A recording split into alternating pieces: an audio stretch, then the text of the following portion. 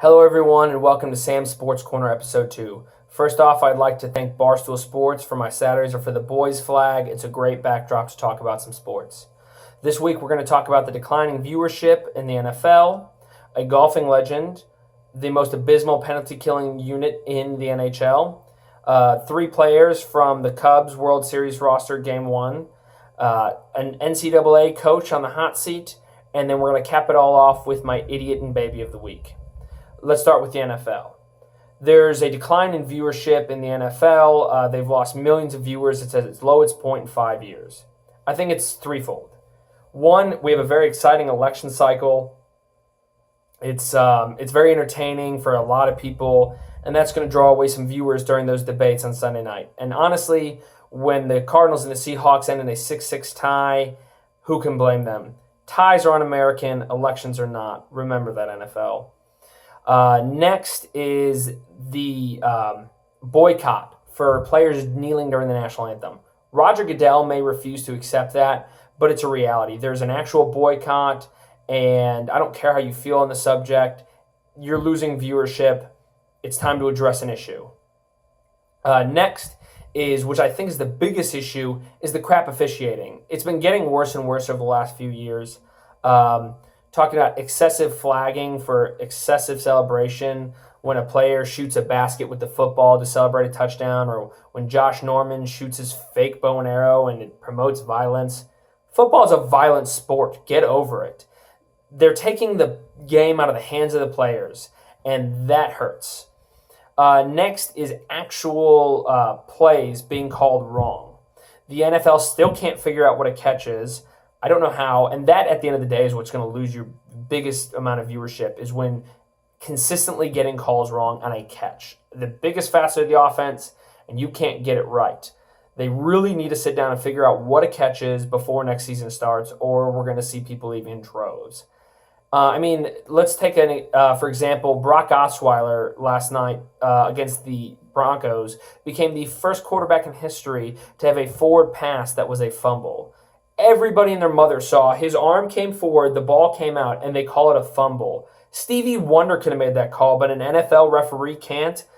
That's when you need to start looking at getting better referees, better trained, maybe make it a full-time job. They train 9 to 5, Monday through Friday, to be good referees. This can't be a weekend thing anymore. It needs to be professionals. Next, John Daly has a 30 for 30 coming out where he admits in a sneak peek not only to showing up hungover or still drunk from partying from the night before, which is why we love John Daly. He's a character.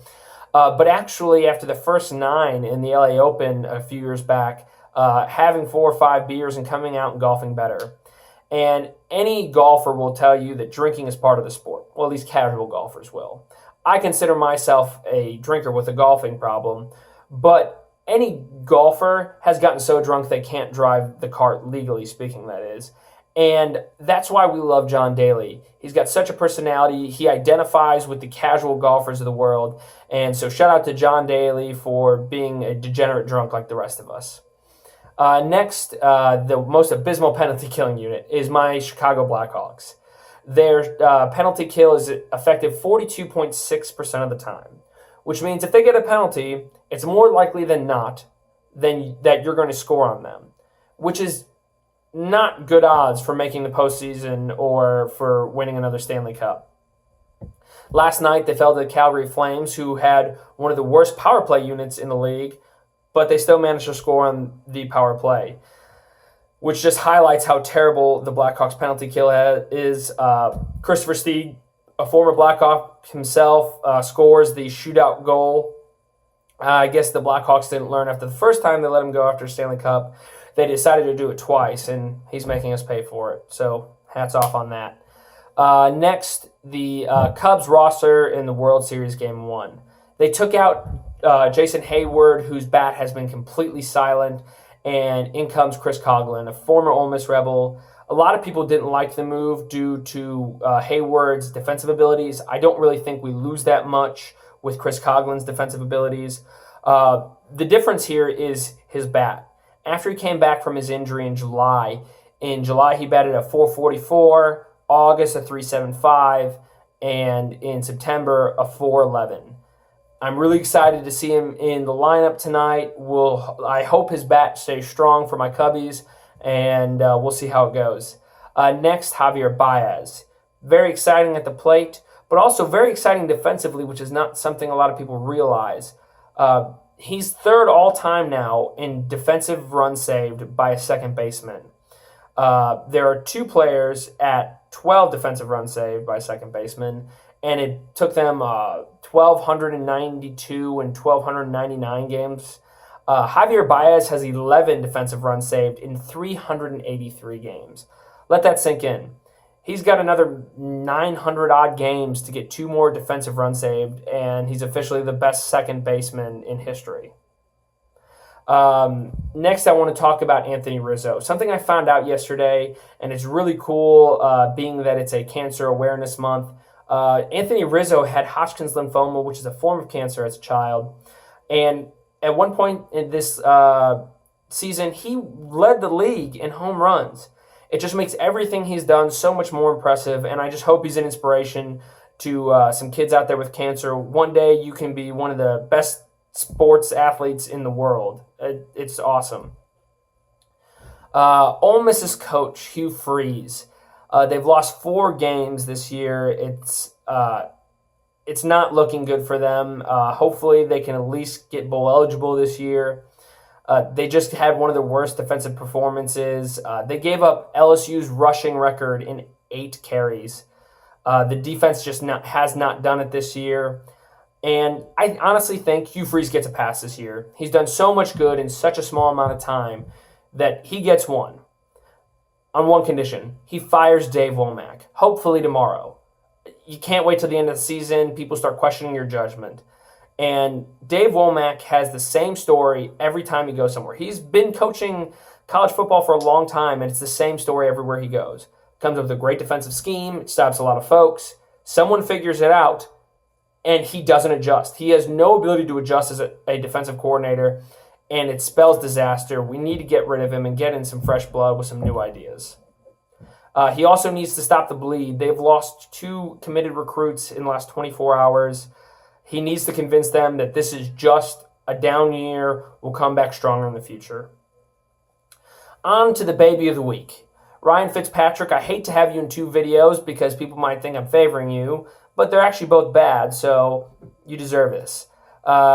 He went 5 touchdowns and 10 interceptions with a 57% pass completion rating, and he gets benched for Geno Smith, who, in all honesty, was no better. Good news for Ryan Fitzpatrick. He tears his ACL in the second quarter, and back comes Fitzpatrick, who throws for 1 touchdown, 0 interceptions, 64% on passing completions. Good, nothing to write home about. And then he cries about how, the front office didn't support me, and my coaches didn't support me, and boo-hoo-hoo. It's a performance-based game, Ryan. Produce or be gone. After 1 mediocre game, you can't be like, I'm back. No, you need to continually perform and then come out with this BS. But right now, you're not helping yourself, you're not helping your team cohesion, and you're not helping the folks who have to make a decision about you playing or not, or going to get Joe Blow off the street. Because right now, I'm pretty sure I could pass better than you. Next, we got our Idiot of the Week. Now, I want to be very clear on this one. Josh Brown is my Idiot of the Week. Domestic violence is disgusting. It has no place in our society. The NFL seems to continually have a problem with it. I don't understand it. But that's not why he's my Idiot of the Week. That's something for him and the courts to work out. He's my Idiot of the Week because rule number 1 when you commit a crime is don't admit it. He was cleared by the NFL and the Giants to play because there wasn't enough evidence or whatever reasons they had.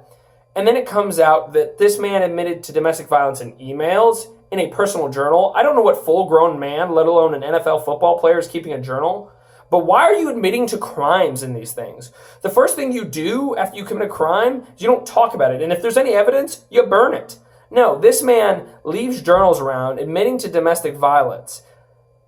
You're an idiot, Josh Brown, and you're not playing in the NFL anymore because you're an idiot. Admit nothing, deny everything, and then divert. That is rule number one when committing a crime. Not that I support any crime committing. I'm just saying Josh Brown is an idiot for not doing any of those things. So I hope you all enjoyed the episode. Stay tuned. I'm going to have an all NCAA college football episode next weekend. So stay tuned for that. I hope you all enjoy. Comment and let me know if there's anything you want me to talk about. Thanks.